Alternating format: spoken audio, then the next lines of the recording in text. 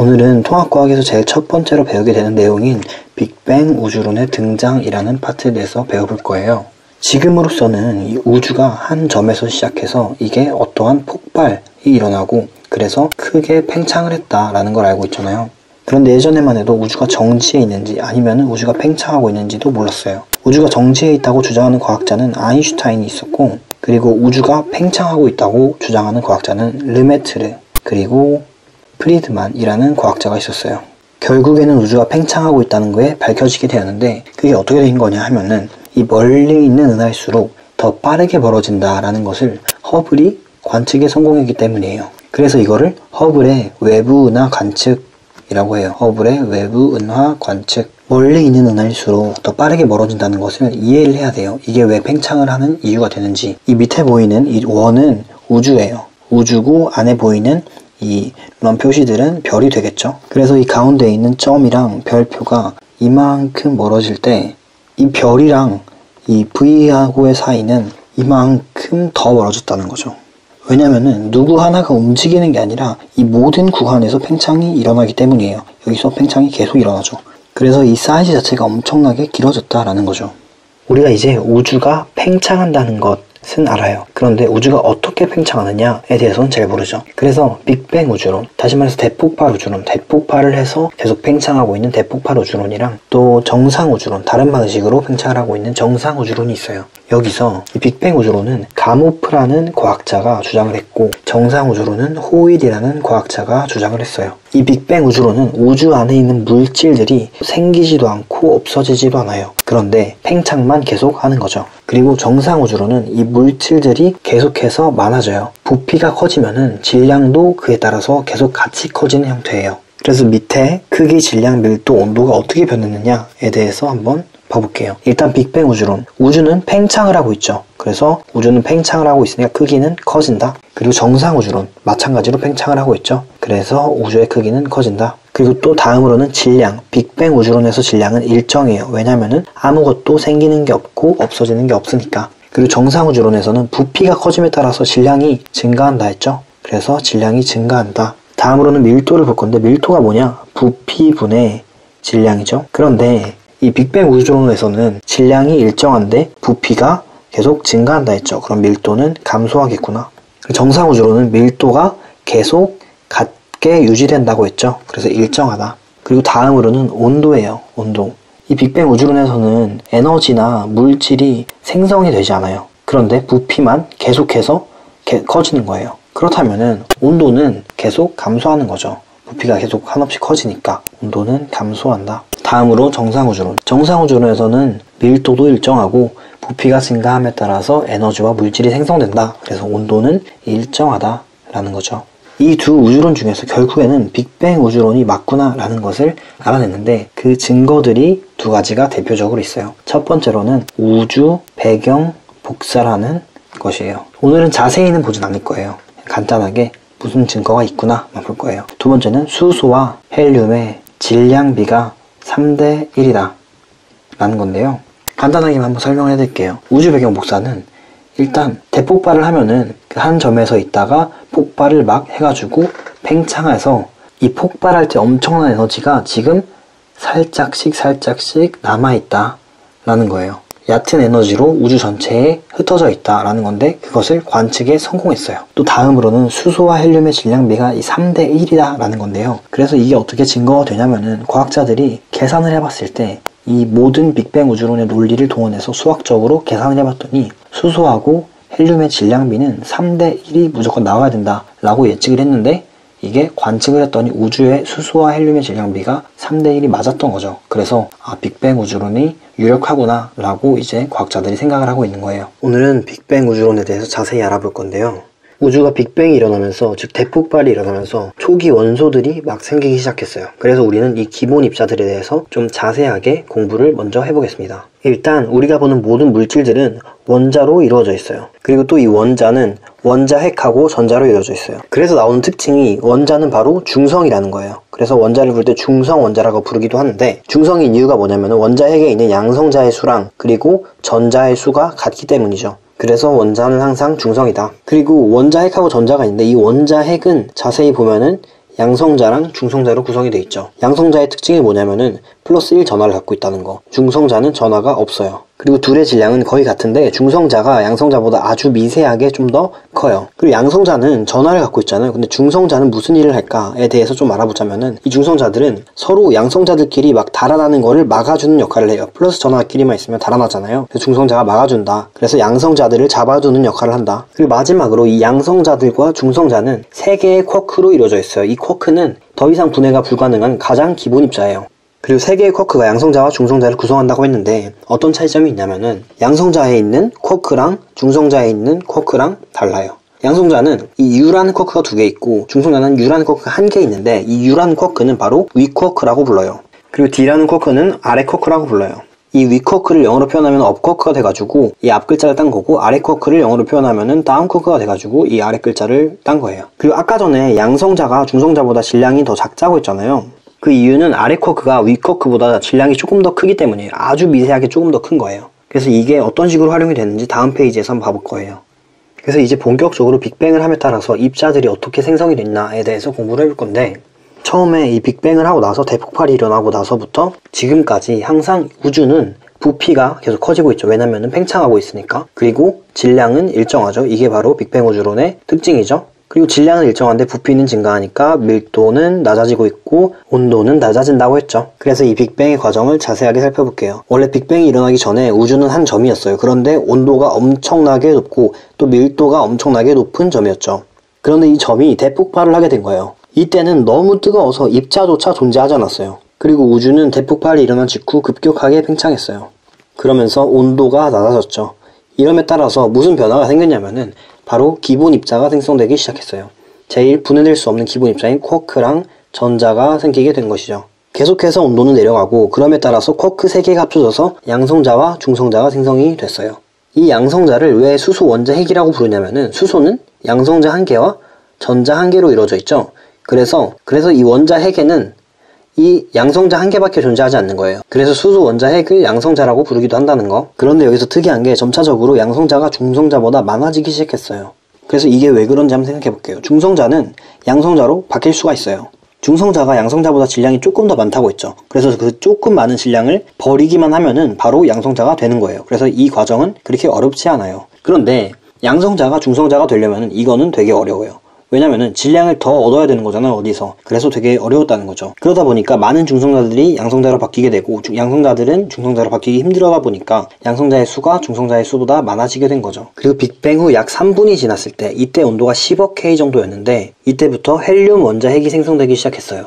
그리고 이때 수소 원자 핵과 헬륨 원자 핵의 질량 비는 바로 3대 1이었는데요. 이게 나중에 빅뱅 우주론의 증거로 채택이 됩니다. 그리고 이때 헬륨 원자 이상의 원자 핵들은 더 만들지 못했어요. 그 이유가 뭐냐면은 헬륨 원자보다 더 질량이 높은 원자를 만들려면은 온도가 높아야 되는데 온도가 낮았기 때문이에요. 그리고 빅뱅 후 약 38만 년에 온도가 3000K 정도 됐을 때 온도가 많이 낮아졌죠. 이때는 어떤 일이 생겼냐면은 수소 원자와 헬륨 원자가 생성이 되게 됩니다. 그리고 이때의 특징은 바로 투명한 우주가 됐다는 건데요. 투명한 우주가 무엇이냐 하면은 빛을 바로 방출하기 시작했다는 거예요. 그리고 그 빛을 우리는 우주 배경 복사라고 말합니다. 이 우주 배경 복사도 빅뱅 우주론의 큰 중요한 증거가 돼요. 그래서 이제 왜 이제서야 빛이 방출이 됐고 투명한 우주가 되는지에 대해서 설명을 해드릴 겁니다. 이전의 우주는 불투명한 우주였어요. 이전의 우주에서는 원자 핵하고 전자들이 막 돌아다니고 있었죠. 그런데 빛은 이동하다가 전하를 띤 입자를 만나게 되면은 직진을 하지 못합니다. 여기서도 마찬가지죠. 원자 핵하고 전자에서 다 계속 반사가 됩니다. 우주에서 빛이 이동을 하지 못하다 보니까 우주가 굉장히 까맸던 거죠. 그런데 이 다음에 원자가 생기고 난 후에는 이제 빛이 제 갈 길을 갈 수 있게 됐죠. 그래서 막 빛이 직진을 하고 이때 우주가 투명해졌다라는 거죠. 그래서 이 빛을 뭐라고 했냐면은 바로 이 우주 배경 복사라고 했다. 이번 시간에는 빅뱅 우주론의 증거가 어떤 것들이 있고 어떤 과정을 통해서 증거로 발탁되었는지를 한번 알아보겠습니다. 일단 첫 번째로는 우주 배경 복사가 있어요. 이 우주 배경 복사가 무엇이냐 하면은 빅뱅 후 약 38만 년 후에 이때 어떤 일이 일어났죠? 이때 바로 원자가 생성됐어요. 양성자랑 전자가 합쳐져서 원자가 생성이 됐죠. 그래서 이때 우주 공간으로 퍼져나가서 우주 전체를 채우고 있는 빛이 우주 배경 복사다. 원자가 생성되면서 왜 갑자기 빛이 퍼지게 되었죠? 전하를 띤 원자핵과 전하를 띤 마이너스 전자는 빛이 오게 되면은 이거를 반사시킨다 했죠. 그래서 빛이 직진을 할 수가 없어서 우주는 불투명했는데, 그런데 원자가 생성이 되면서 중성이 되니까 이제 빛들이 다 직진을 해서 잘 갈 수 있게 돼서 우주가 투명해졌다고 했죠. 이 우주 배경 복사를 예측한 사람이 있었는데 그게 바로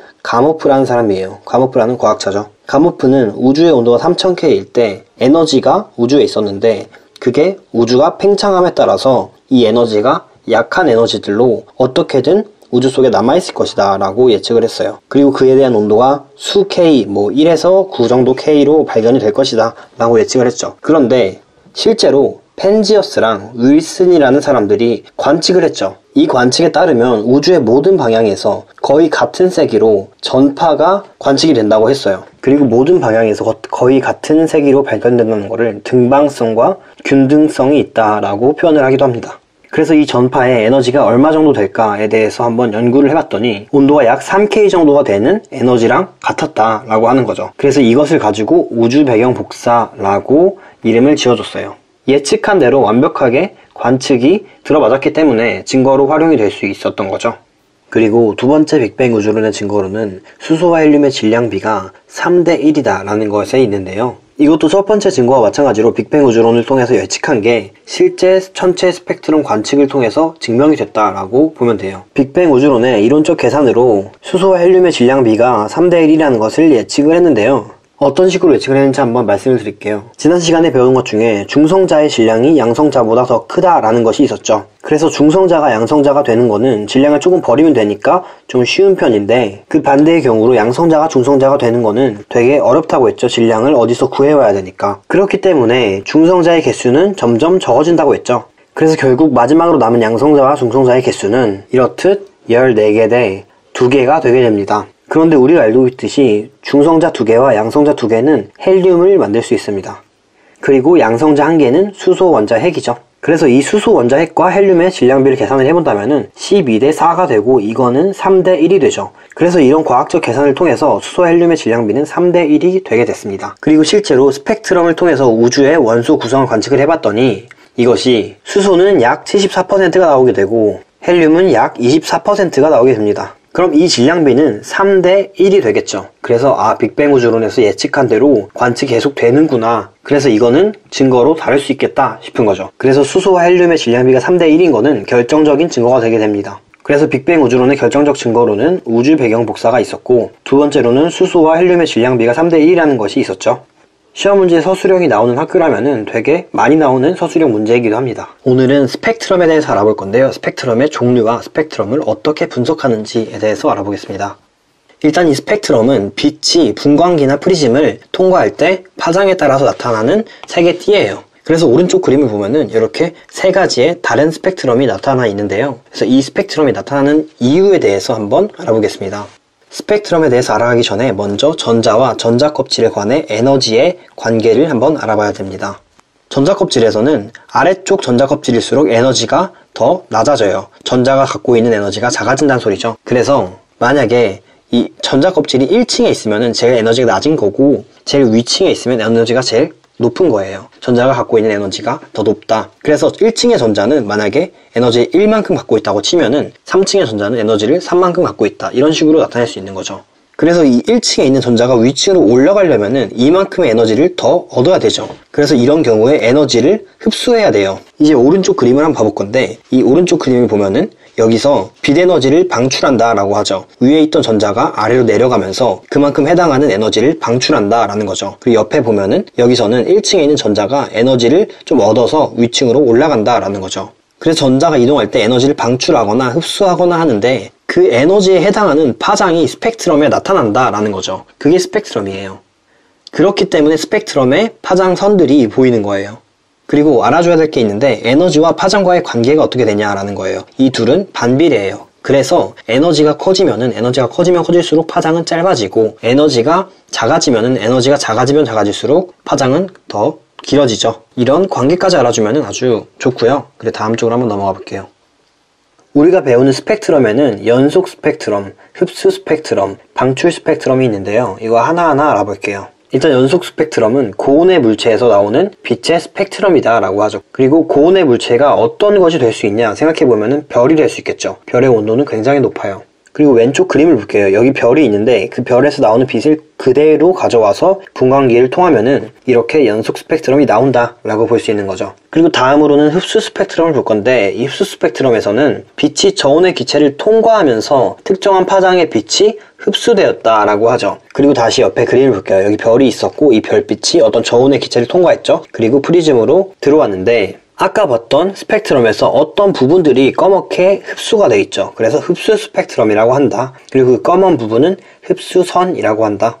그리고 마지막으로 방출 스펙트럼을 볼 건데, 이 방출 스펙트럼은 고온의 물체 주변에서, 별 주변이죠. 별 주변에서 가열된 기체가, 뜨거운 기체가 특정한 파장의 빛을 방출하여 나타나는 스펙트럼이다 라고 하죠. 다시 옆에 그림을 볼게요. 별이 있었고 이 별 주변에서 가열됐던 어떤 뜨거운 기체가 있었어요. 그래서 그거를 통과하고서 프리즘을 통과하니까 이렇게 방출 스펙트럼이 나타나는 거죠. 특정 파장들만 지금 보이고 있어요. 그리고 이 방출된 선들은 방출선이라고 이름을 지어줬고요. 그래서 이 내용들을 외워주시면 이제 완벽할 것 같아요. 그래서 이 스펙트럼 분석으로 무엇을 알 수 있냐면은 원소의 종류를 알 수 있고 원소의 양을 알 수 있어요. 그래서 이 원소의 종류를 어떻게 파악을 하냐면은 바로 선의 위치를 보고서 파악을 하는 거예요. 그래서 선의 위치를 알면은 어떤 파장을 가진 원소인지 알 수 있다는 거죠.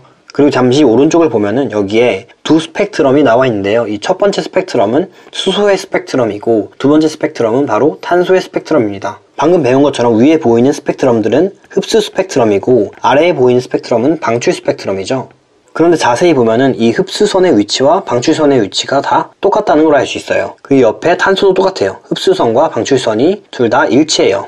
그래서 동일한 원소면은 흡수선의 위치와 방출선의 위치가 같다 라는 것도 알 수 있죠. 원소가 같기 때문에 그 전자가 낼 수 있는 에너지는 같고, 그럼에 따라서 파장도 같으니까 방출선하고 흡수선은 같을 수밖에 없다는 것이죠. 그리고 두 번째로는 원소의 양을 알 수 있다고 했는데, 그거는 바로 선의 굵기를 보면 알 수 있습니다. 선의 굵기가 두꺼우면은 원소가 많은 것이고 얇으면은 원소가 적은 것이겠죠. 오늘은 별의 탄생에 대해서 알아보는 시간을 가져보면서 수소 핵융합 반응이랑 주계열성에 대해서도 자세히 알아보겠습니다.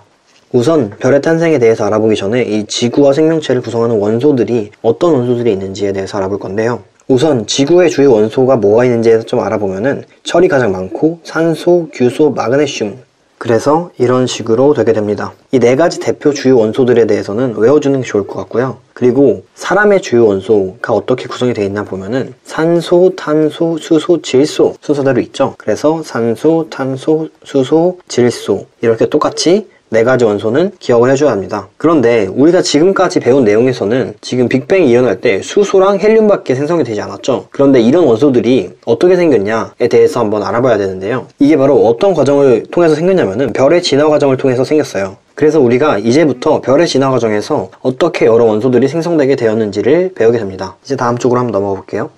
본격적으로 별이 탄생하는 과정에 대해서 알아볼 거예요. 일단 첫 번째로 별이 탄생하는 곳, 별이 어떤 곳에서 탄생을 하는지에 대해서 먼저 볼 건데요. 밑에 보이듯이 성간 물질이라는 게 밀집된 성운 내부에 밀도가 크고 온도가 낮은 지역에서 생긴다고 하죠. 이 성간 물질이 뭐냐면은 바로 어떤 기체들이랑 그리고 티끌 같은 것들이에요. 그리고 이 기체에는 우주에 가장 많은 수소와 헬륨이 다량으로 분포가 돼 있어요. 그리고 이 성운은 기체하고 티끌들, 이 성간 물질들이 막 밀집되어 있는 부분을 성운이라고 불러요. 그래서 막 구름처럼 보인다, 성간 물질이 모여있는 구름이다 해서 성운이라는 말을 쓰고요. 그리고 별이 탄생하는 과정을 세 가지로 나눠봤는데요. 성운이 형성되고, 그 다음에 원시별이 형성이 되고, 그 다음에 거기서 별이 탄생이 된다 라고 이제 볼 수 있어요.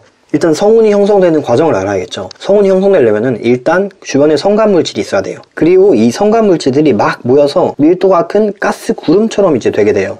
성간 물질이 기체랑 뭐 티끌들이 모여 있는 거라고 했잖아요. 그러면은 이 밀도가 큰 가스 구름은 이게 좀 더 압축된 거겠죠. 그리고 다음으로 여기서 더 뭉쳐지게 되는데, 이 과정에서 바로 중력 수축이라는 게 일어나게 됩니다. 중력에 의해서 더 중심으로 막 수축이 되면서 더 밀도가 커지는 거겠죠. 그렇기 때문에 성운이 탄생하게 됩니다. 그래서 첫 번째 과정인 성운의 형성을 마쳤고요. 두 번째를 볼 건데, 이제 원시별이 형성되는 거예요. 이제 원시별이 형성되려면은 성운 내부의 온도가 낮고 밀도가 높은 부분이 필요해요. 그래서 이런 영역에서 바로 또다시 중력 수축이 일어나게 되면은 중심부의 온도가 막 올라가기 시작해요.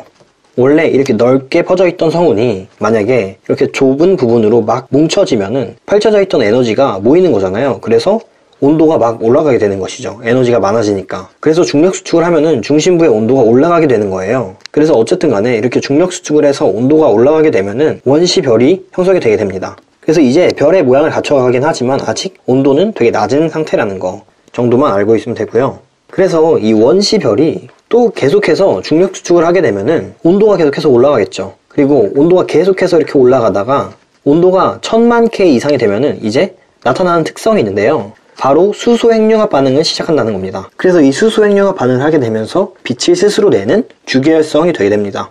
그래서 이제 다음 페이지에서 주계열성에 대해서 자세히 알아보겠습니다. 주계열성이 보이죠? 그리고 이 주계열성의 특징은 수소 핵융합 반응이 일어난다는 특징이 있었죠. 그리고 이게 일어나려면 조건이 있었는데 그게 뭐였냐면 온도가 1000만 K 이상이 돼야 돼요.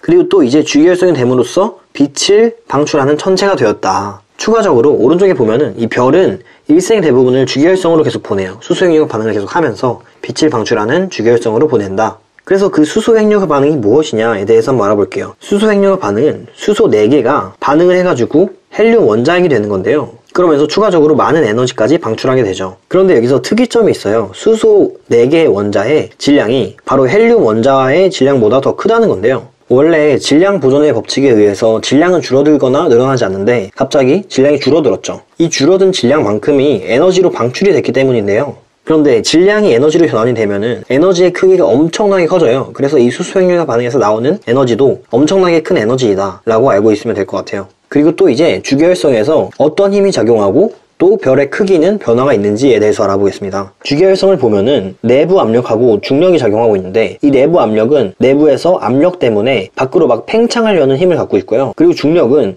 질량이 있는 물체에서 중심으로 막 끌어당기죠. 그래서 안으로 끌어당기려는 힘을 갖고 있어요. 그런데 이 내부 압력은 어디서 오는 거냐면은 이게 핵융합 반응으로 발생한 기체의 압력이에요. 핵융합 반응 때문에 이 에너지가 폭발적으로 많이 나오게 되고 그래서 팽창하고 싶어하는 힘인 거죠. 그리고 중력은 아까 말했듯이 별의 질량으로 인해서 중심으로 작용하는 힘이죠.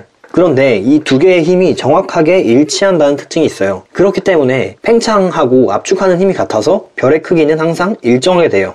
그렇기 때문에 별의 크기는 계속 일정하게 유지된다. 이번 시간에는 별이 진화하는 과정과 그에 따라서 원소들이 어떻게 생성되는지를 알아보겠습니다.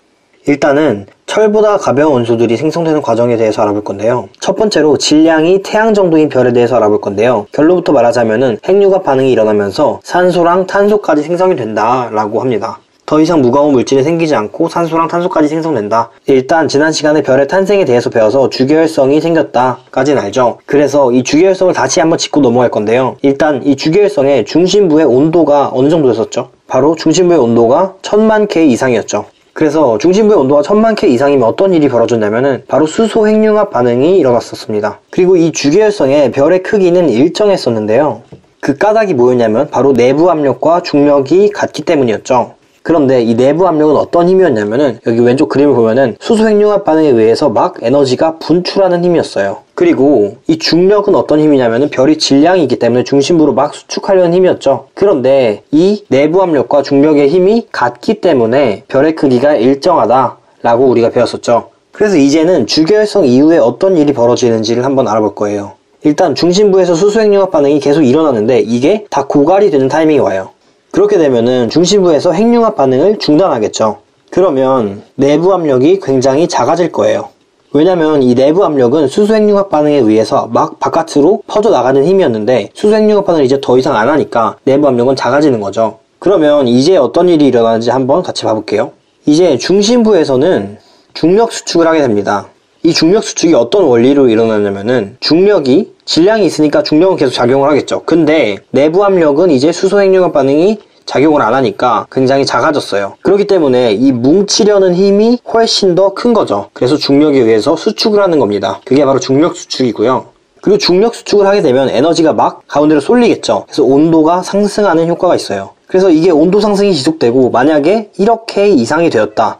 그러면은 헬륨 핵융합 반응을 하게 됩니다. 그래서 탄소 또는 산소 같은 원소를 만들죠. 이제 더 무거운 원소를 만들 수 있게 된 거예요. 그리고 우리가 왼쪽에 그림을 한번 봐보면 우리는 중심부에 대해서 다룬 거예요. 헬륨 핵융합 반응을 한다. 그리고 이제 이 바깥층에 대해서 한번 봐볼 건데요. 여기서 어떤 일이 일어나는지. 중심부의 온도 상승이 바깥층에게도 영향을 미쳐요. 그래서 가열이 되게 됩니다. 바깥층이. 중심부가 온도가 상승이기 때문에. 그래서 가열되어서 수소 핵융합 반응을 이제 시작할 수 있게 된 거죠. 온도가 많이 올라와서. 그리고 수소 핵융합 반응을 하니까 내부 압력이 또 생기겠죠. 그래서 팽창을 하게 됩니다. 바깥층이 팽창을 하는 거예요. 바깥층이 팽창을 하면은 무슨 일이 벌어지냐 하면 별의 크기가 커져요. 바깥층이 팽창을 하니까 커지는 거죠. 그래서 아까 전에도 말했듯이 이렇게일 때 헬륨 핵융합 반응을 시작하는데, 그런데 만약에 이제 헬륨이 다 다르면 어떻게 돼야 되냐 또 생각을 해봐야 되겠죠.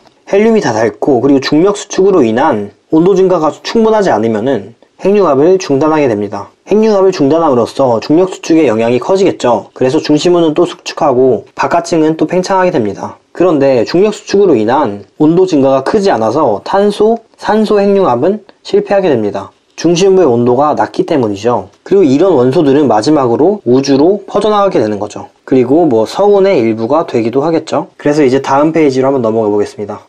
이제 질량이 태양의 10배 이상인 별에 대해서 볼 건데요. 이 10배 이상인 별은 핵융합 반응으로 철까지 생성되는 특징이 있습니다. 방금 전에 우리가 배웠던 거를 잠시 보면은 헬륨 핵융합 반응을 하다가 헬륨이 다 고갈되어 버렸고, 그러니까 핵융합을 중단하게 됐고, 핵융합 중단으로 인한 내부 압력이 없어지니까 중심부는 수축하고 바깥층은 열에 의해서 팽창하게 되는데, 이 중심부 수축을 해도 중심부의 온도가 막 올라가지 않아서 탄소랑 산소 핵융합이 불가능했고, 그러므로 우주로 막 퍼져나가서 우리 주변의 원소가 되었다라는 거죠. 그런데 질량이 태양의 10배 이상인 별에서는 어떻게 되는지 한번 봅시다.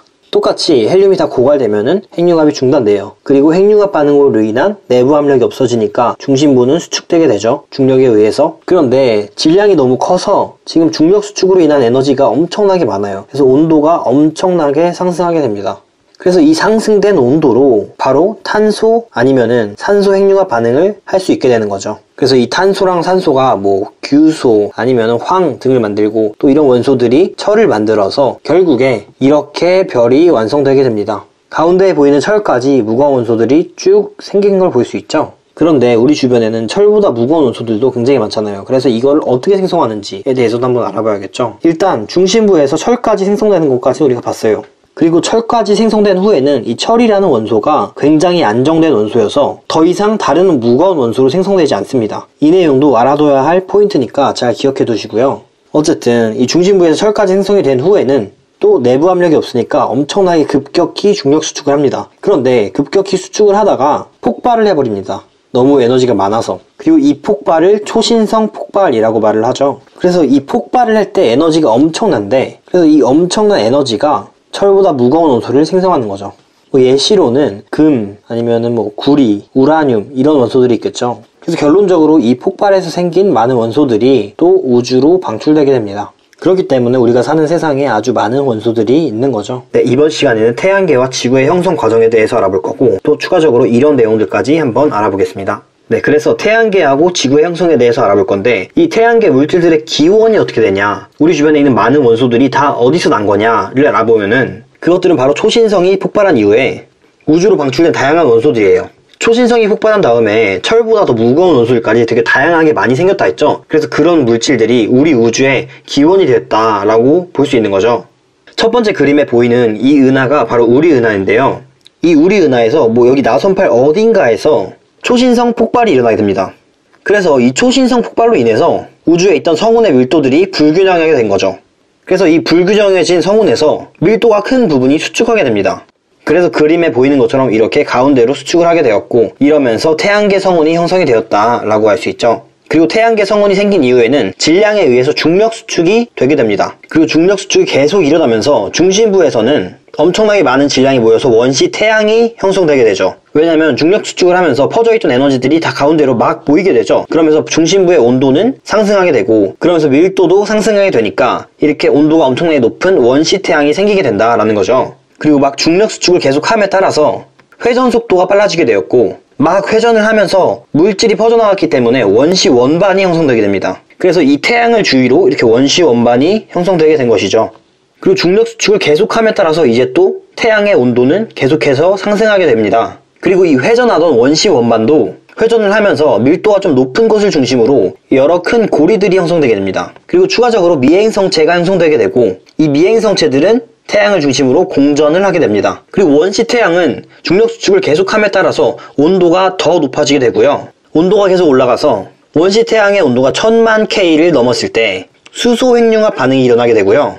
수소 횡융합 반응을 할 때부터 원시 태양이 아닌 태양이라고 불리게 됩니다. 또 미행성체들은 원시 태양을 막 공존하는 과정에서 서로 충돌이 일어나고 또 합쳐지기도 합니다. 그런 과정에서 미행성체의 질량은 계속 커지고 원시 행성으로 거듭나게 됩니다. 그래서 그림을 보면 원시 태양이 중앙에 있고 고리들이 막 있으며 그 고리들에 이렇게 원시 행성들이 보이는 것을 볼 수 있죠. 그래서 이런 식으로 해서 원시 태양계가 형성이 되었습니다. 그리고 이제 다음 페이지로 넘어가 볼게요. 우리가 이제 지구형 행성과 목성형 행성의 차이점을 알아야 되는데요. 일단 이 지구형 행성들은 태양이 가까워서 온도가 굉장히 높은 편이겠죠. 그리고 목성형 행성들은 태양이 되게 멀리 있으니까 온도가 낮은 편이겠죠. 그래서 지구형 행성들은 온도가 높기 때문에 녹는 점이 낮은 물질들이 사라지게 됩니다. 다 녹아버리는 것이죠. 그래서 녹는 점이 낮은 가벼운 물질들인 수소, 헬륨 같은 물질들은 존재하지 않게 되고요. 또 철, 니켈, 또 규소 같은 물질들은 존재할 수 있게 되는 거죠. 그래서 지구형 행성에는 무거운 물질들이 많이 존재한다. 그렇기 때문에 암석 성분 행성이라고 부르기도 한다. 라는 것까지 알아두면 되겠고요. 이제 목성형 행성을 볼게요. 목성형 행성에서는 온도가 낮기 때문에 녹는 점이 낮은 물질도 존재할 수 있어요. 그래서 녹는 점이 낮은 수소, 헬륨 같은 물질들도 존재할 수 있고요. 또 얼음이나 메테인 같은 물질들도 가벼운데도 다 존재할 수 있습니다. 결국 목성형 행성들을 구성하는 물질들은 가벼운 기체 성분이 되겠고요. 그렇기 때문에 기체 성분 행성이라고 부르기도 한다 라고 하죠. 그래서 이제 다음 페이지로 넘어가고 있습니다.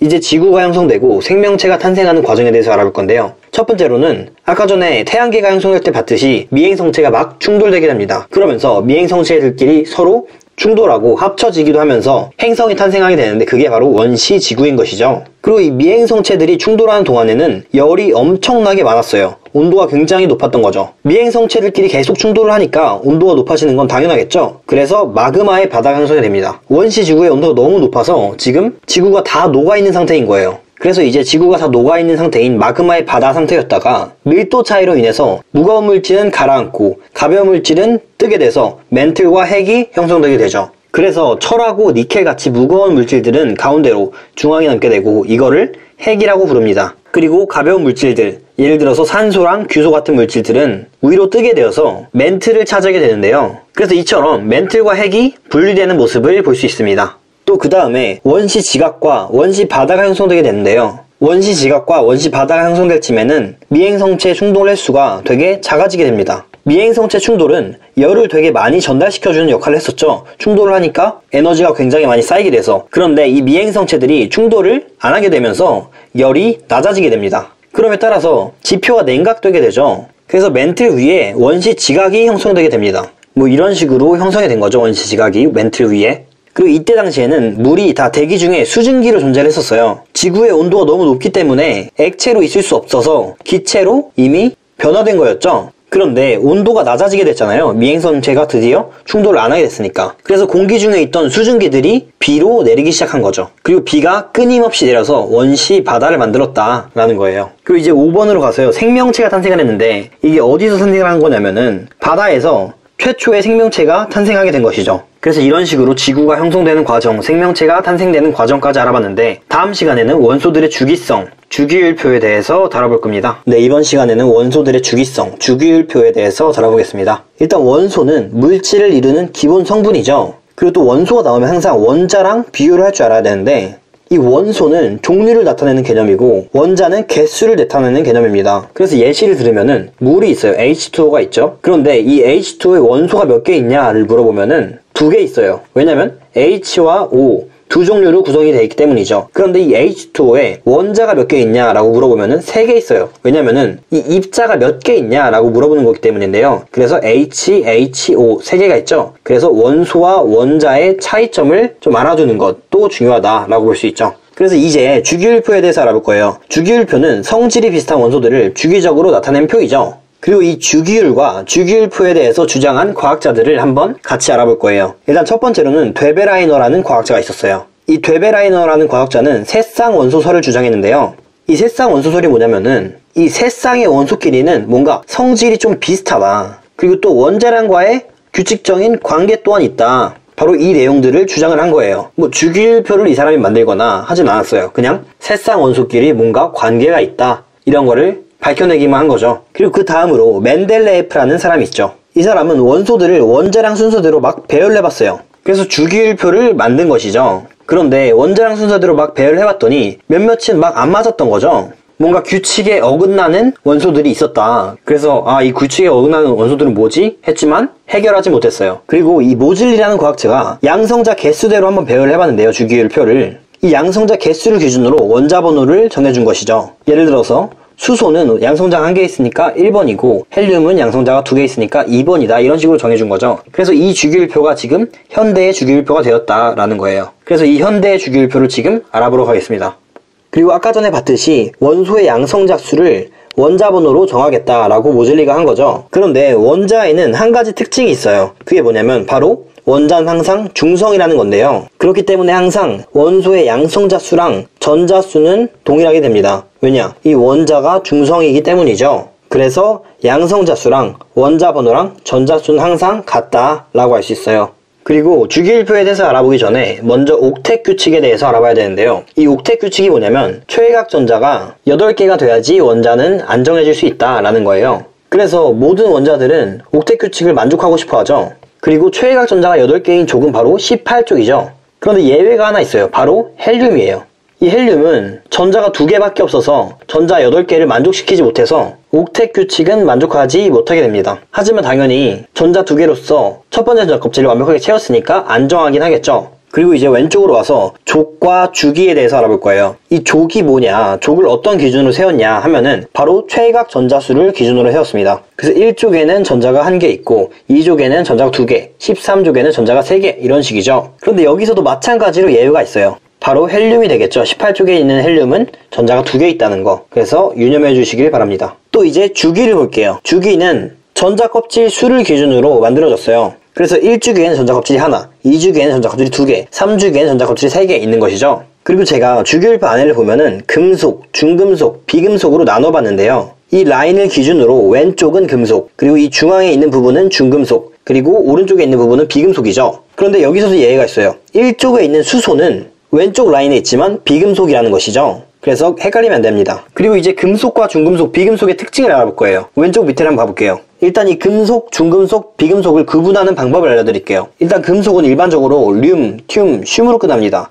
예를 들어서 리튬, 베릴륨, 나트륨, 마그네슘, 알루미늄, 칼륨, 칼슘 다 륨, 튬, 슘으로 끝나죠. 여기서 살짝 유의해줘야 될 거는 바로 헬륨. 헬륨은 륨으로 끝나지만 비금속이라는 거. 그런데 헬륨은 헬륨가스 생각하면 되니까 그냥 비금속이라고 외워주면 되겠죠. 그리고 우리가 배우는 중금속은 붕소랑 규소밖에 없어요. 그래서 외워주면 좋을 것 같고요. 그리고 비금속은 이제 그 외 나머지 원소들이 다 비금속이 되겠죠. 그래서 우리는 이 금속, 중금속, 비금속의 특징까지 알아줘야 되는데요. 일단 금속의 특징, 바로 열과 전기전도성이 높다는 거죠. 그리고 금속은 다 광택이 있습니다. 그래서 광택을 가지고 있다. 그런데 그에 반해서 비금속은 열과 전기전도성이 거의 없어요. 그런데 여기서도 예외가 하나 존재합니다. 바로 흑연이죠. 흑연은 다른 비금속과 다르게 열전도성과 전기전도성이 되게 높은 편인데요. 그래서 이 예외만 알아주시면 될 것 같고요. 그리고 비금속은 또 광택이 없다라는 것도 알아주면 돼요. 그래서 이 중금속은 뭐냐, 특징이 뭐가 있냐 하면은 그냥 금속과 비금속의 중간적 성질을 가졌다 라고만 알아주시면 돼요. 그래서 이제부터 특징이 있는 족들을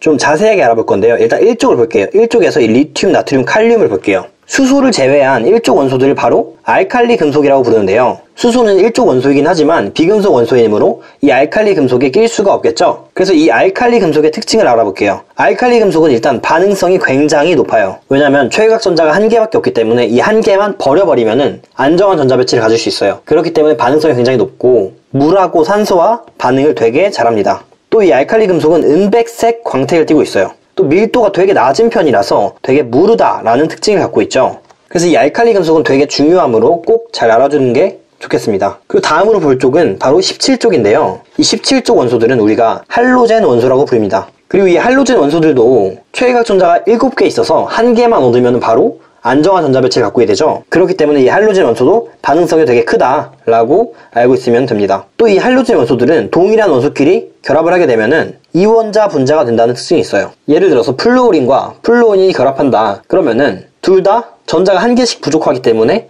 하나씩 공유를 하죠. 그렇기 때문에 F2가 되어서 한 분자에 원자가 2개 있는 이원자 분자가 된다라는 거죠. 그리고 다른 Cl, 브로민도 똑같이 반응하겠죠. 그래서 이원자 분자가 된다. 그리고 17쪽에 자세히 보면은 브로민은 4주기 원소인데 갑자기 뜬금없이 나와 있죠. 제가 이거를 뜬금없이 써놓은 이유는 바로 이 브로민의 특성 때문인데요. 브로민은 실온에서 액체입니다. 비금속 중에서 유일한 액체예요. 원래 이 비금속은 고체 혹은 기체 상태로 존재를 하는데요. 우리가 체크한 브로민만 유일한 액체라는 거죠. 그래서 꼭 알아줘야 됩니다. 그리고 또 금속에서도 액체인 물질이 하나 있어요. 그게 뭐냐면은 바로 수은이라는 원소예요. 이 수은이라는 원소도 액체죠. 금속은 우리가 알고 있듯이 전부 고체로 되어 있는데 이 수은만 유일한 액체이다 라는 거 꼭 기억해 주시고요. 그리고 마지막으로 보게 될 쪽은 18쪽입니다. 18쪽은 뭐라고 부르냐면은 비활성 기체라고 부르죠. 이미 너무 안정한 기체여서 비활성화돼 있다. 그래서 반응을 하지 않는다 라고 볼 수 있어요.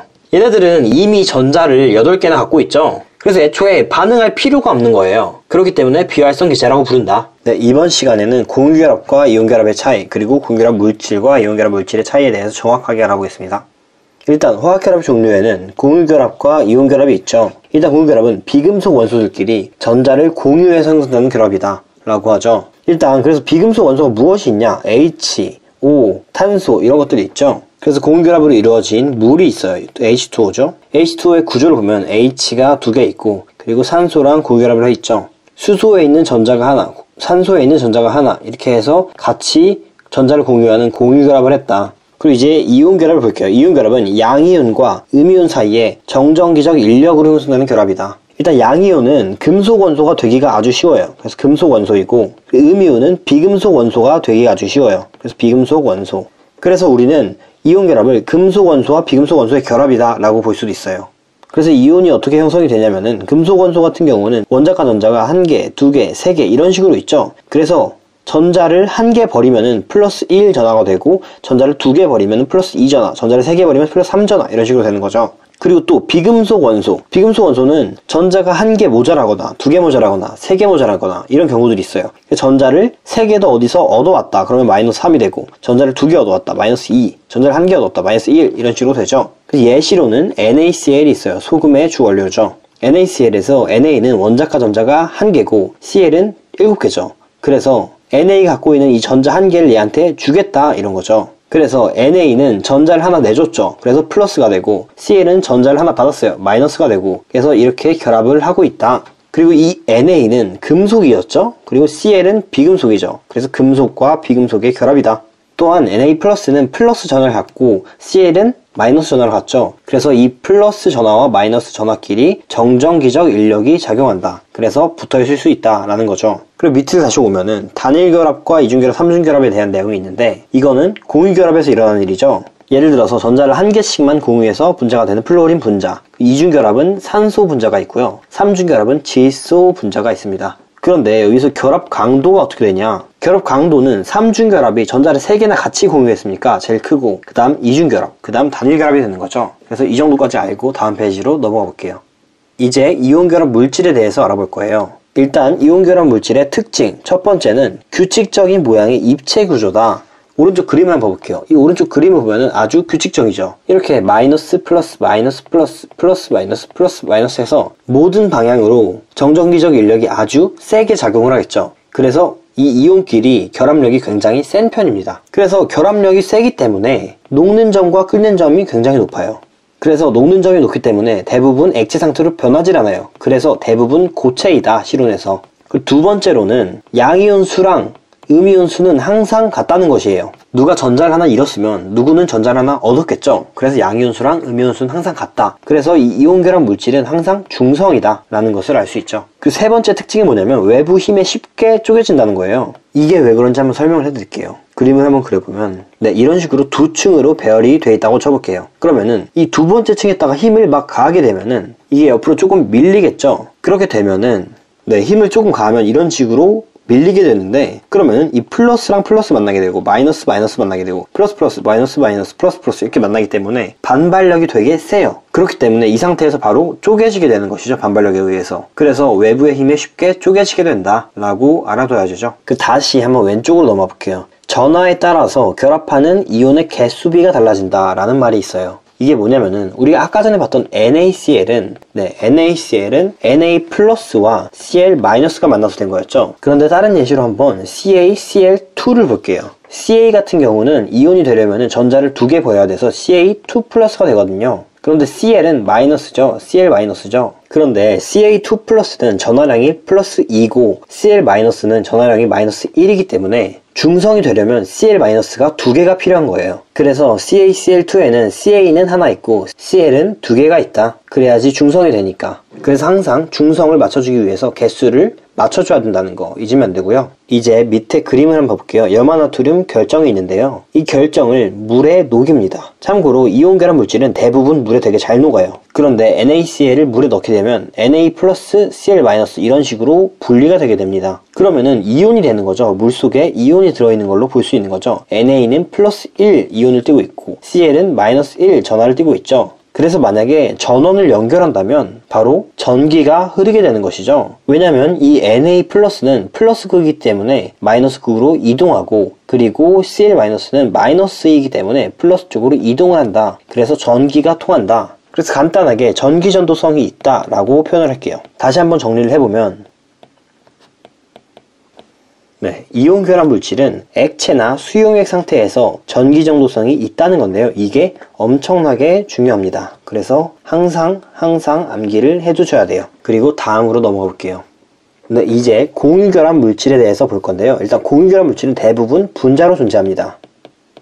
그리고 이온 결합 물질은 물에 대해서 다 용해가 됐지만 공유결합 물질은 물질마다 다르다는 거. 왜냐면은 예시로 설탕과 포도당, 이 둘은 물에 녹는데 또 메테인이나 아니면은 질소는 물에 녹지 않습니다. 그래서 물질마다 다르다. 이런 거는 외워주실 필요까지는 없고요. 그냥 물에 대한 용해성은 물질마다 다르다. 이 정도만 알고 있으면 되겠습니다. 그리고 전기 전도성을 볼 건데요. 전기 전도성은 대부분 없다라고 보시면 됩니다. 왜냐면은 일단 분자들은 항상 중성이기 때문이죠. 그래서 전기가 통할 수가 없다. 그리고 이것은 물질의 상태에 상관이 없어요. 물질의 상태에 상관이 없이 항상 분자들은 중성이다. 그런데 대부분 없다는 거는 예외가 있겠죠. 예외는 바로 흑연입니다. 대표적으로 흑연이 있어요. 흑연은 고체 상태로 존재하고 또 전기가 통하는 비금속 중에 하나고요. 그래서 흑연 정도만 알아주시면 좋을 것 같습니다. 그리고 다음으로 공유결합 물질의 녹는 점, 끓는 점은 낮다고 나와 있는데요. 이것도 왜 낮은지 알려드리면, 이게 공유결합이 결합력은 세지만 분자 사이의 인력은 약하기 때문입니다. 분자 사이의 공유결합력은 굉장히 센데 분자끼리 인력은 그렇게 세지 않다. 이걸 헷갈려 하시는 분들이 많더라고요. 그래서 분자 사이의 인력은 낮다 라고 알아두시면 될 것 같아요. 그리고 녹는 점과 끓는 점이 낮기 때문에 이제 다 녹거나 끓어 있죠. 그래서 대부분 실온에서 액체나 기체이다 라는 것까지 알아두시면 좋을 것 같아요. 그리고 마지막으로 이 공유결합 물질과 이온결합 물질의 전기 전도성을 표로 한번 정리를 해봤는데요. 밑에부터 보시면 공유결합 물질은 고체일 때, 액체일 때, 수용액일 때 항상 전기 전도성이 없다. 그런데 이온 결합 물질은 고체일 때는 없지만, 왜냐면 양이온수랑 음이온수가 같기 때문에 중성이죠. 결정 자체는. 그런데 물에 들어가거나 아니면 액체가 되게 되면은 전기 전도성이 생긴다. 그래서 있다 라는 것까지 이제 꼭 알아주시면 좋을 것 같아요. 이번 시간에는 규산형 광물과 탄소화물에 대해서 자세히 알아보겠습니다. 일단 지각과 생명체를 구성하는 물질들이 뭐가 있냐에 대해서 먼저 볼 건데, 지각은 산소랑 규소가 굉장히 많아요. 그리고 생명체는 산소랑 탄소가 굉장히 많아요. 그리고 지각에서는 이 산소랑 규소가 합쳐져서 규산염 광물로 존재를 하게 되는데요. 또 생명체에서는 이 산소랑 탄소 중에서 탄소가 생명체를 구성하는 물질의 주축이 됩니다. 그래서 이 탄소는 유기물 그리고 탄소화물의 주축 원소가 되죠.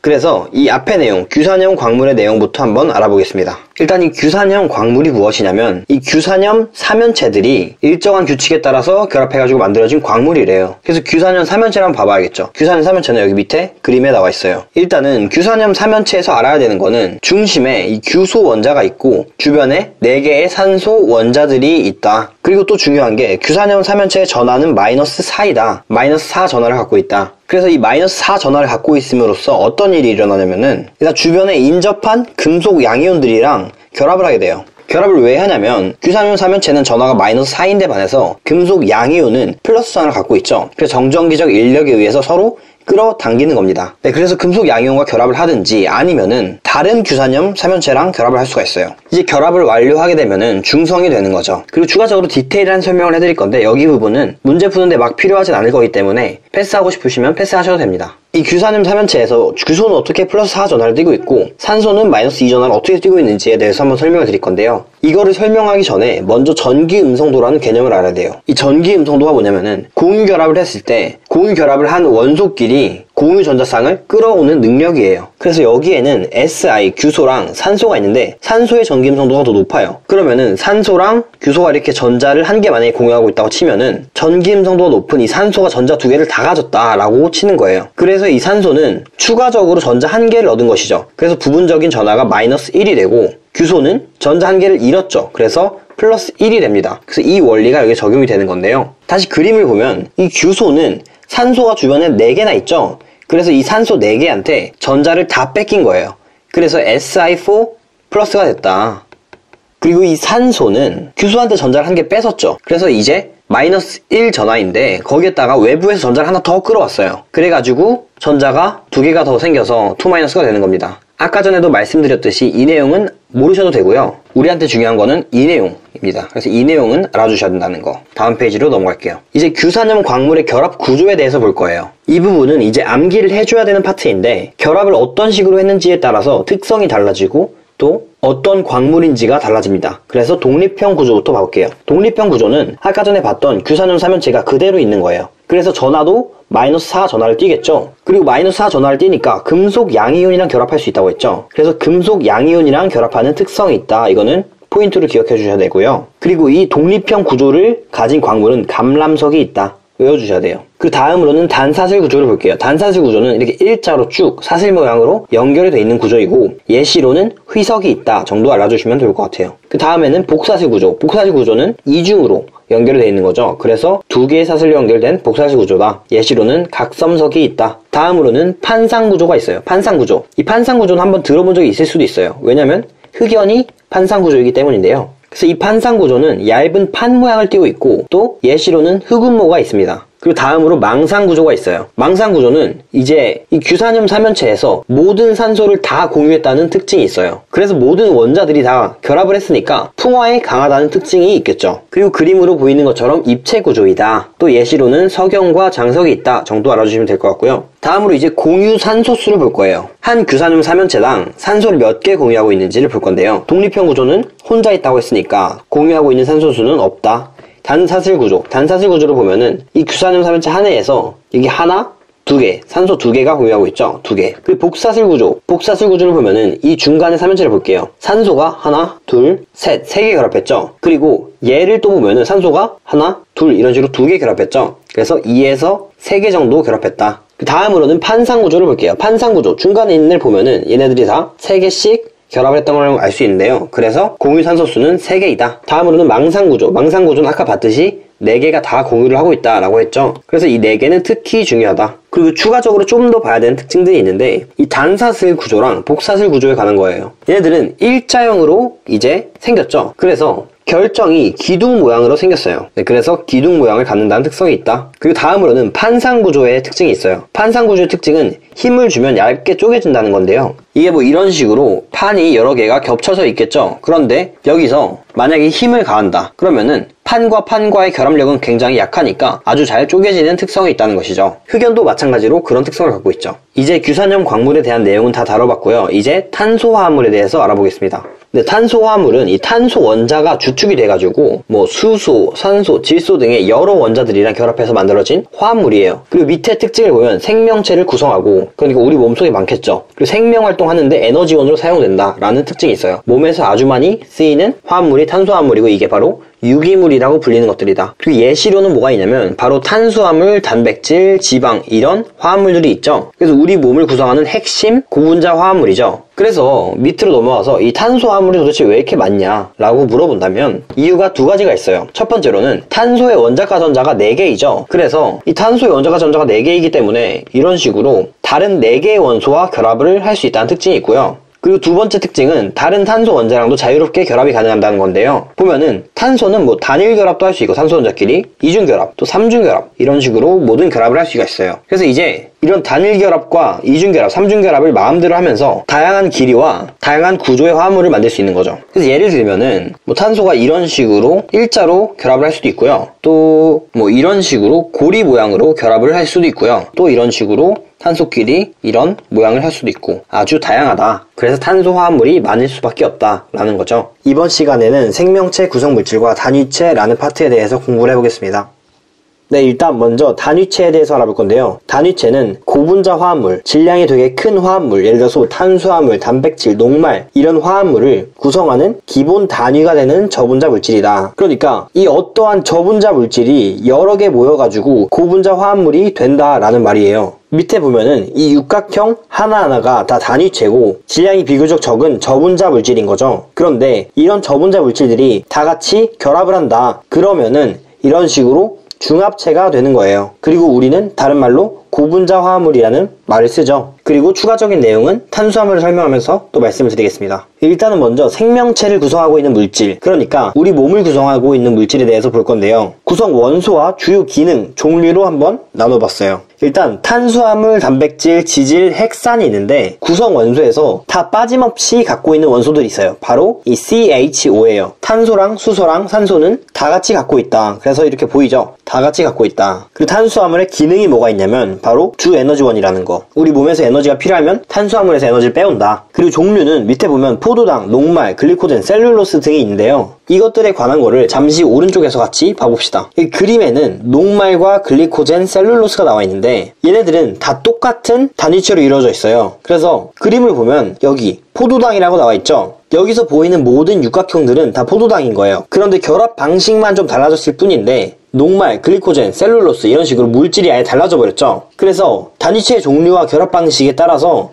아주 다양한 탄수화물을 생성할 수 있다는 특징이 있어요. 그래서 표로 넘어와서 방금 전에 봤듯이 탄수화물의 단위체는 포도당이다. 그런데 결합 방식에 따라서 아주 다른 많은 물질들이 생성될 수 있다. 그리고 다음으로 단백질을 볼 건데 단백질의 단위체는 일단 아미노산이에요. 그리고 구성 원소를 보면 질소가 추가돼 있죠. 그래서 단백질에 질소가 있다는 거는 외워줘야 되고요. 또 생명체의 주 구성물질이면서 에너지원도 된다 라는 기능까지 알아줘야 돼요. 그리고 종류 칸이 비어있는데 단백질은 아미노산의 배열에 따라서 아주 많은 단백질이 나오기 때문에 종류가 딱히 적혀있진 않은 거예요. 그리고 다음으로는 지질을 볼 건데 지질은 일단 기본 단위체가 없어요. 그래서 기본 단위체가 없다는 것도 잘 알아둬야 되겠죠. 다른 물질들처럼 한 가지 단위체로 이루어지지가 않았다. 그래서 이것도 알아줘야 되고요. 그리고 다음으로 주요 기능에 대해서 보면 에너지원으로도 쓰이고 세포막의 주성분으로 쓰인다. 그리고 종류에는 중성지방, 인지질, 스테로이드가 있는데 이 인지질에는 피, 인이 포함되어 있다는 특징이 있어요. 그리고 핵산을 볼게요. 일단 핵산의 단위체는 뉴클레오타이드예요. 그리고 핵산에는 탄소, 수소, 산소 이외에 질소랑 인이 있다. 알아주셔야 되고요. 그리고 또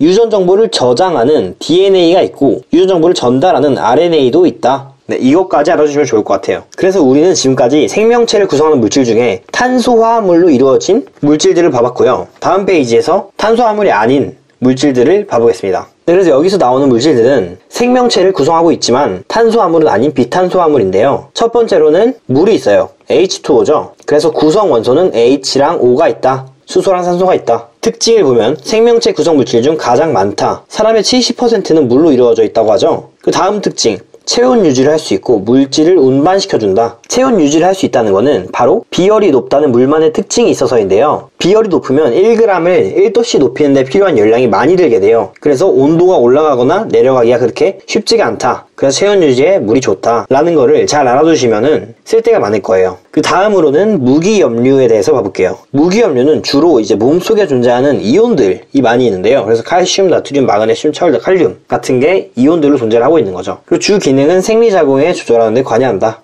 네, 이번 시간에는 단백질과 핵산에 대해서 자세하게 한번 알아보는 시간을 갖겠습니다.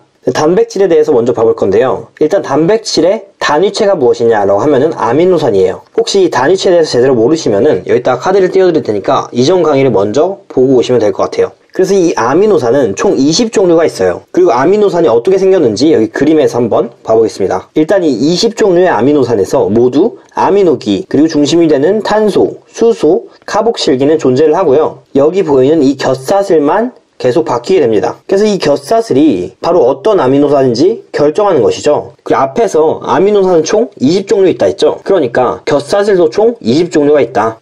그리고 다음으로는 이 아미노산들이 어떻게 합쳐져서 단백질을 형성하게 되는지에 대한 과정을 보겠습니다. 일단 아미노산 두 개가 결합하는 걸 볼 건데요. 아미노산이 결합할 때는 항상 물 분자 하나가 빠져나오게 됩니다. 그리고 이 물 분자가 빠져나오면서 하는 결합을 바로 펩타이드 결합이라고 불러요. 그래서 이 결합의 종류를 꼭 알고 있어야 되고, 이 아미노산들이 펩타이드 결합으로 결합을 쭉 했으면은 이 그림에 나오는 것처럼 길어져서 폴리펩타이드가 되게 됩니다. 이 폴리라는 말은 어떤 게 많이 있다 라고 생각하시면 될 것 같아요. 그래서 펩타이드 결합을 한 아미노산들이 많이 있어서 폴리펩타이드라고 부른다. 그림에도 보이듯이 이 폴리펩타이드에 아주 많은 아미노산들이 있는데, 이 아미노산의 배열 순서에 따라서 단백질이 되면서 독특한 입체 구조를 갖는다는 특징이 있어요. 그래서 독특한 입체 구조를 가진 단백질로 거듭나게 되는 거죠. 이 예시에서는 적혈구의 안에 들어있는 헤모글로빈이라는 단백질이 예시로 나와 있네요. 그래서 이 단백질은 독특한 입체 구조를 갖는데, 이 독특한 입체 구조는 열하고 산에 매우 취약하다는 단점이 있어요. 그래서 열하고 산에 의해서 입체 구조가 바뀌면은 그 단백질이 원래 수행하던 고유의 기능을 잃게 됩니다. 그리고 이 내용은 아주 중요하니까 꼭 잘 알아주시고요. 그래서 열하고 산에 의해서 입체 구조가 바뀌면은 무슨 기능을 어떻게 잃게 되느냐에 대해서 한번 예시를 들어서 설명을 드릴게요. 예를 들어서 침 안에는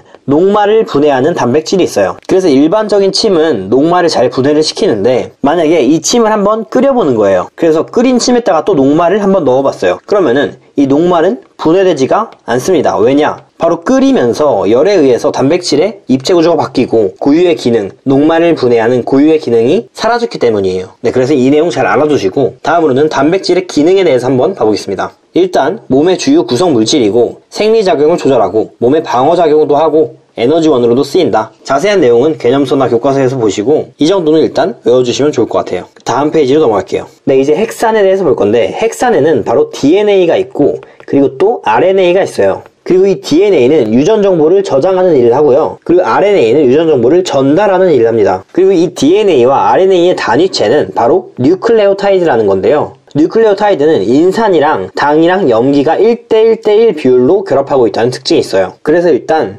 오른쪽으로 넘어와서 DNA를 구성하는 뉴클레오타이드에 대해서 보겠습니다. 네, 아까 전에 우리가 봤듯이 인산이랑 이 당이랑 염기가 한 개씩 있다. 그리고 이 DNA 구성하는 뉴클레오타이드의 당의 이름은 디옥시리보스이다. 또 염기에는 A라고 표기하는 아데닌, G라고 표기하는 구아닌, C라고 표기하는 사이토신, T라고 표시하는 타이민이 있어요. 그런데 이 타이민은 DNA만 있기 때문에 꼭 잘 알아주셔야 되고요. 다음으로 RNA를 구성하는 뉴클레오타이드에 대해서 보겠습니다. RNA를 구성하는 뉴클레오타이드의 당은 리보스라는 당이 있어요. 아까는 디옥시리보스였죠. 그래서 당이 다르다. 구성하는 당이 다르다. 그리고 여기도 마찬가지로 염기에 A로 표기하는 아데닌, G로 표기하는 구아닌, C로 표기하는 사이토신이 있는데, 아까 전에 있었던 타이민 대신 여기는 유라실이 있습니다. 그래서 유라실도 잘 알아줘야 되고요. 네, 살짝 퀴즈를 넣어봤는데, 그래서 총 뉴클레오타이드가 몇 개냐라고 물어보고 있죠. 이거를 5개라고 생각하시는 분들도 있을 텐데, 이거는 5개가 아니고 8개입니다. 왜냐면 이 DNA를 구성하는 뉴클레오타이드랑 RNA를 구성하는 뉴클레오타이드랑 애초에 당의 종류가 달라요. 디옥시리보스랑 리보스를 갖고 있기 때문에 총 뉴클레오타이드는 8개다 라고 짚고 넘어가겠습니다. 그리고 왼쪽 아래로 넘어갈게요. 이 뉴클레오타이드가 결합을 어떻게 하는지 나와 있는데요. 결합을 할 때 이 인산이랑 당이 같이 결합을 한다. 근데 이때 이 인산당은 공유 결합을 한다. 네, 잘 알아주셔야 되고요. 그래서 오른쪽 그림에도 인산이랑 당이랑 공유 결합을 하고 있다. 그래서 이렇게 뉴클레오타이드가 많이 쌓이면은 또 폴리뉴클레오타이드가 생기게 됩니다. 아까 전에 이 폴리가 많다는 뜻이라고 했죠. 그래서 뉴클레오타이드가 많으니까 폴리뉴클레오타이드다. 그리고 이 뉴클레오타이드들이 결합할 때는 염기가 각각 다 다르기 때문에 이 다양한 염기 서열이 만들어질 수 있겠죠. 확률로 따지자면 첫 번째 뉴클레오타이드에 AGTC가 나올 수 있고, 두 번째도 AGTC 다 나올 수 있고, 세 번째도 AGTC, 그리고 똑같이 해서 벌써 4의 4제곱이 나왔어요. 그런데 이 폴리뉴클레오타이드는 실제로 엄청나게 많은 뉴클레오타이드가 있겠죠. 그래서 아주 다양한 염기 서열을 만들 수 있다. 그런데 이 염기 서열에는 유전 정보들이 담겨 있어요. 그렇기 때문에 다양한 유전 정보를 만든다. 그리고 오른쪽으로 넘어와서 이제 이 DNA의 그림이 보이는데, 보면은 당하고 인산은 이 바깥 골격을 담당하고, 또 염기는 안쪽에 이렇게 배치가 되어 있는 모습을 볼 수 있죠. 그리고 이 염기는 다른 염기랑 결합을 할 때 바로 수소결합이라는 결합을 합니다. 그래서 당과 인산이 결합할 때는 공유결합을 하고 염기와 염기가 결합할 때는 수소결합을 한다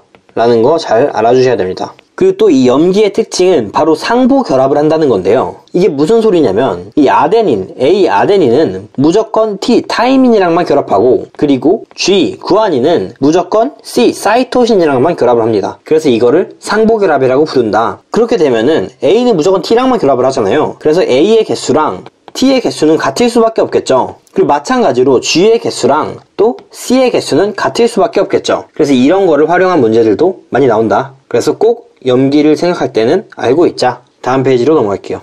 이제 이 DNA와 RNA에 대해서 정리를 해봤는데 밑에 그림에 나오듯이 일단 DNA는 이중 나선 구조이다. 네, 이중으로 돼 있죠. 그리고 RNA는 단일 가닥 구조이다. 한 줄밖에 없죠. 폴리뉴클레오타이드가. 그 당은 DNA는 디옥시리보스를 갖고 RNA는 그냥 리보스를 갖는다. 그리고 염기 DNA는 T 타이민이 있는 대신에 RNA는 유라실이 있죠. 또 DNA는 유전 정보를 주로 저장하는 역할을 하고 RNA는 전달하는 역할을 한다. 또 단백질을 합성하는 데 관여한다. 라는 것까지 알아주시면 완벽할 것 같습니다. 이번 시간에는 신소재의 개발과 이용, 그래서 전기적 성질과 자기적 성질 나노 기술을 이용한 신소재에 대해서 알아보겠습니다. 네, 일단은 물질의 전기적 성질이 어떻게 나뉘는지 한번 볼 건데요. 물질의 전기적 성질은 도체, 절연체, 반도체로 나뉩니다. 그래서 도체 같은 경우는 전기 저항이 낮아요. 전류를 흐르지 못하게 하는 힘이 낮다는 거죠. 그래서 전류가 잘 흐르고요. 절연체 같은 경우는 전기 저항이 높죠. 그래서 전기 저항이 높으니까 전류를 막으니까 전류가 잘 통하지 않는다. 또 마지막으로 이제 반도체가 있는데 반도체는 온도와 압력에 의해서 전기 저항이 바뀌어요. 그래서 온도가 높으면 높을수록 전류도 더 잘 통한다 라는 특징이 있어요. 그래서 이 도체, 절연체, 반도체의 예시가 뭐가 있냐면은 일단 도체는 철, 니켈 같은 금속 원소들이 많이 있고요. 그리고 절연체는 고무나 유리같이 우리 주변에서 전기가 통하지 않는 물질들이 많이 있어요. 그리고 반도체는 규소나 저마늄 같은 원소가 있는데요. 규소랑 저마늄은 둘 다 14족 원소라는 특징이 있죠. 네, 그래서 물질의 전기적 성질을 이용한 신소재에 대해서 알아볼 거예요. 가장 대표적인 예시로 액정이 있는데요. 액정은 가늘고 긴 분자이고 액체와 고체 성질을 같이 가졌다라는 특징이 있어요. 그래서 액정에 대한 개념은 이 정도만 알면 되고 밑에 더 중요한 LCD를 가볼게요. 액정을 이용한 영상을 표시해주는 장치인데요. 밑에 그림에 보이는 것처럼 지금 전압이 걸리지 않았을 때는 빛이 통과되고 전압이 걸렸을 때는 빛이 통과되지 않는 특성을 가지고 있어요. 그래서 이 원리를 이용해서 화면을 표시할 수 있는 거예요. 예를 들어서 우리 주변에 많이 있는 TV 아니면은 핸드폰, 전자 계산기 같은 것들이 있죠. 그래서 전압을 걸거나 안 걸거나에 따라서 화면을 표시해주는 장치이다. 그리고 이거를 액정으로 만들었다까지 기억해 주시면 돼요. 근데 다음으로 이제 또 전기적 성질을 이용한 신소재 하나를 더 볼 건데요. 바로 반도체예요. 그런데 아까 전에 우리가 봤듯이 반도체는 규소, 저마늄 같은 원소라고 했잖아요. 그런데 여기서 나오는 반도체는 좀 달라요. 여기서 나오는 반도체는 뭔가 여기다가 불순물을 첨가해 준 거예요. 불순물이 뭐냐? 이 순수한 반도체 Si, 저마늄 같은 규소 저마늄 같은 원소에다가 다른 약간의 원소를 넣어가지고 전기가 흐르는 성질을 증가시킨 거예요. 반도체의 특징은 온도나 압력에 변화를 주거나 해서 전기 저항을 좀 바꿀 수 있다라는 특징이 있었죠. 그래서 다른 원소를 넣어서 전기적 성질을 더 증가시킨 거죠. 그래서 밑에 나오는 다이오드부터 한번 봐볼게요. 다이오드가 뭐냐면은 바로 반도체 두 개가 합쳐져서 만들어진 소자인데요.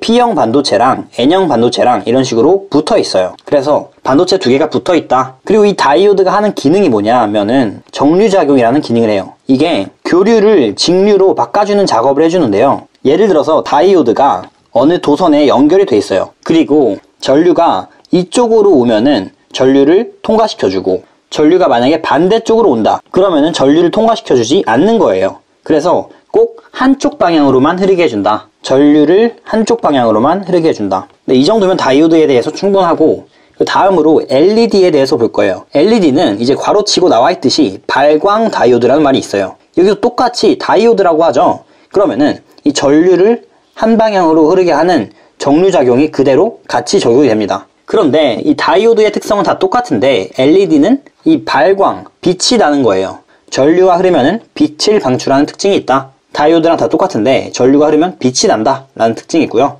그 다음으로는 OLED가 나와요. OLED도 보이듯이 발광 다이오드 LED인데 여기다가 유기가 붙었어요.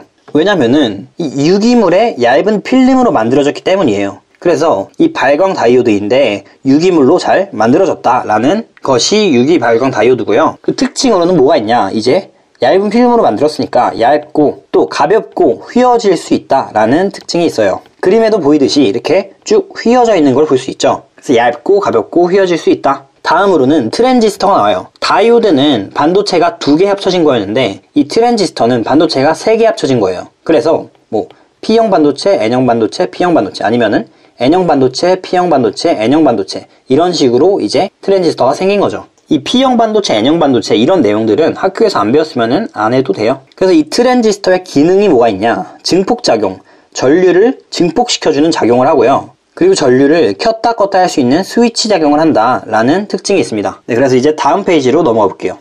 이번 페이지에서는 이제 물질의 자기적 성질에 대해서 볼 거예요. 아까 전에는 정기적 성질에 대해서 봤죠? 네, 그래서 자기적 성질은 또 3가지로 나뉘어요. 강자성체, 상자성체, 반자성체로 나뉘어요. 얘네들의 특성은 일단 외부 자기장에 놓아두면은 어떻게 되냐라는 것에서 드러나는데요. 일단 강자성체는 외부 자기장 속에다가 넣어두면은 강하게 자기화가 됩니다. 그리고 또 자기장을 제거해도 자기장이 없어져도 자성을 유지한다는 특징이 있어요. 그래서 이런 예시로는 철과 니켈 같은 금속이 있고요. 이제 상자성체를 볼게요. 상자성체에서 외부 자기장 속에 놓아두면 약하게 자기화된다는 특징이 있고요. 그리고 만약에 자기장을 제거한다, 외부 자기장을 제거한다, 그러면은 자성이 없어진다는 특징이 있어요. 그리고 이런 특징을 갖는 물질은 뭐 종이나 아니면은 알루미늄 같은 게 있어요. 다음으로는 반자성체를 볼 건데, 반자성체는 외부 자기장 속에 놓아두게 되면은 이제 외부 자기장과 반대로 자화된다는 특징이 있어요. 그래서 앞에서 봤던 강자성체, 상자성체와는 다른 방향으로 자화가 된다라는 거고요. 이제 물질의 자기적 성질을 알아봤으니까 이 자기적 성질을 이용한 신소재에 대해서 알아볼게요. 대표적으로 이제 초전도체가 있는데요. 초전도체가 뭐냐? 네, 초전도체는 이 임계온도 이하에서 전기 저항이 0이 된다는 특징이 있고요. 그리고 외부 자기장을 밀어낸다는 특징이 있어요. 외부 자기장을 밀어내는 특징은 이제 반자성체의 특징인 거죠. 네, 그래서 이 2가지 특징을 꼭 잘 기억해 두시고 이 임계온도가 무엇인지에 대해서 한번 볼게요. 이제 오른쪽 그림을 볼 건데 온도에 따른 초전도체의 전기 저항이 나와 있죠. 그래서 어느 정도 높은 온도에서는 온도가 높아질수록 이렇게 전기 저항이 커지는데 어느 특정 온도, 이 임계온도 이하에서는 전기 저항이 0이 된다는 특징이 있는 거예요. 그래서 이거를 초전도 현상이라고 부르죠. 그래서 임계온도 이하에서 초전도 현상이 일어나서 전기 저항이 0이 되면 뭐가 좋냐를 알아볼 건데 왼쪽으로 한번 봐볼게요. 왼쪽에 여기 전기 저항이 0이 되면 나타나는 특징들이 나와요. 일단 전기 저항이 0이면 전력이 손실되지 않는다는 거예요. 그리고 저항은 열을 발생시킨다는 특징이 있는데요.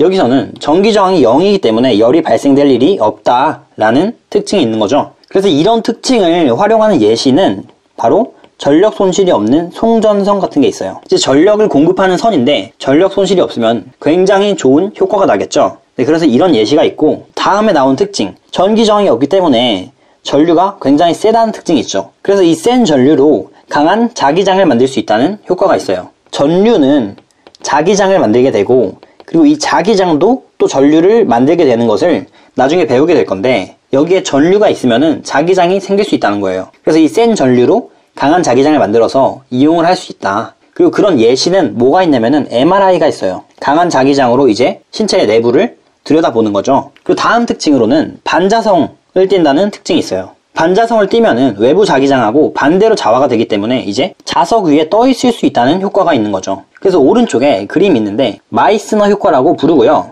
그림을 보면은 여기 초전도체가 뛰어있는 모습을 볼 수 있죠. 네, 그래서 마이스너 효과가 날 수 있다. 그리고 추가적으로 이 자기적 성질을 이용한 신소재가 네오미듐 자석이라는 게 있어요. 뭐 개념서나 교과서에서 보이면은 한번 봐보시면 좋을 것 같아요. 다음으로는 이제 나노 기술을 이용한 신소재에 대해서 볼 거예요.